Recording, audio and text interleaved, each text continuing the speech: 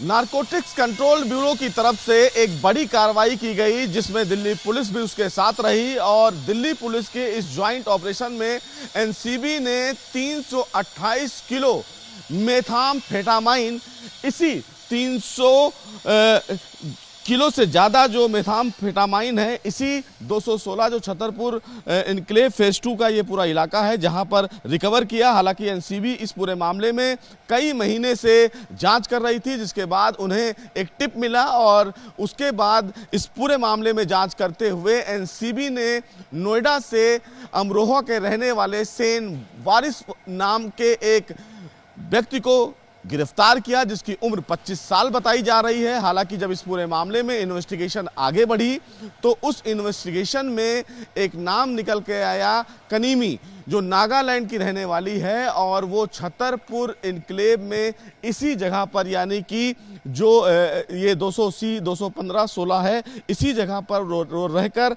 Delhi NCR में तमाम तरीके की नशीली पदार्थ की सप्लाई करती थी। हालांकि इस पूरे मामले में कहीं ना कहीं जो जांच हुई है, उस जांच में कोड वर्ड के द्वारा ये पूरा नशीला सप्लाई चेन चलता था और अब दिल्ली पुलिस की पूछताछ में और एनसीबी की पूछताछ में सेन वारिस ने बताया है कि अपने बॉस के कहने पर वो फेक सिम कार्ड, व्हाट्सएप और जंगी जैसे कम्युनिकेशन ऐप का इस्तेमाल करता था। अब उसी मामले में एक बड़े ड्रग कंसाइनमेंट को फिलहाल एनसीबी ने ट्रैक डाउन किया है और अब इस पूरे मामले में शामिल तमाम लोगों की तलाश भी की जा रही है कि किस तरह से एक बड़ा ड्रग्स सिंडिकेट चलाया जा रहा था। बहरहाल एनसीबी की तरफ से बड़ी कार्रवाई है, जो करीब 200 करोड़ से भी ज़्यादा की ड्रग्स उन्होंने जब्त की है। अब इस पूरे मामले में जांच की जा रही है और ये भी देखा जा रहा है कि इस पूरे मामले में गिरफ्तार हुए 2 आरोपियों के बाद और कौन कौन लोग ड्रग्स सिंडिकेट के इस सप्लाई चेन में जुड़े हुए थे। एनसीबी का यह कहना है कि इस पूरे मामले में अभी भी जांच चल रही है और जल्द ही कई और गिरफ्तारियां भी हो सकती हैं। वीडियो जर्नलिस्ट निखिल रस्तोगी के साथ सुशील पांडे, एबीपी न्यूज, दिल्ली।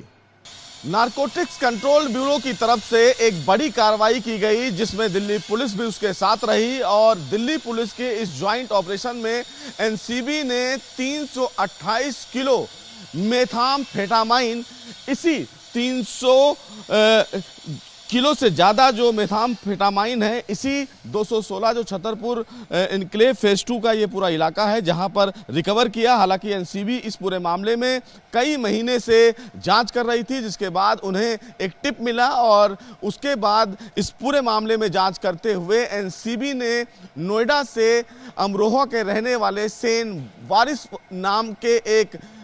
व्यक्ति को गिरफ्तार किया, जिसकी उम्र 25 साल बताई जा रही है। हालांकि जब इस पूरे मामले में इन्वेस्टिगेशन आगे बढ़ी तो उस इन्वेस्टिगेशन में एक नाम निकल के आया, कनीमी, जो नागालैंड की रहने वाली है और वो छतरपुर इनक्लेव में इसी जगह पर, यानी कि जो ये 280, 215, 16 है, इसी जगह पर रहकर दिल्ली एनसीआर में तमाम तरीके की नशीली पदार्थ की सप्लाई करती थी। हालांकि इस पूरे मामले में कहीं ना कहीं जो जांच हुई है, उस जांच में कोड वर्ड के द्वारा ये पूरा नशीला सप्लाई चेन चलता था और अब दिल्ली पुलिस की पूछताछ में और एनसीबी की पूछताछ में सेन वारिस ने बताया है कि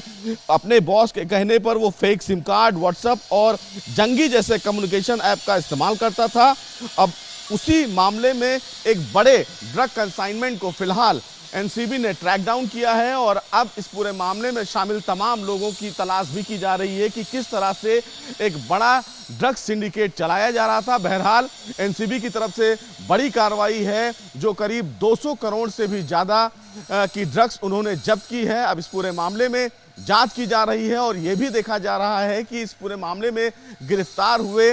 2 आरोपियों के बाद और कौन कौन लोग ड्रग्स सिंडिकेट के इस सप्लाई चेन में जुड़े हुए थे। एनसीबी का यह कहना है कि इस पूरे मामले में अभी भी जांच चल रही है और जल्द ही कई और गिरफ्तारियां भी हो सकती हैं। वीडियो जर्नलिस्ट निखिल रस्तोगी के साथ सुशील पांडे, एबीपी न्यूज, दिल्ली।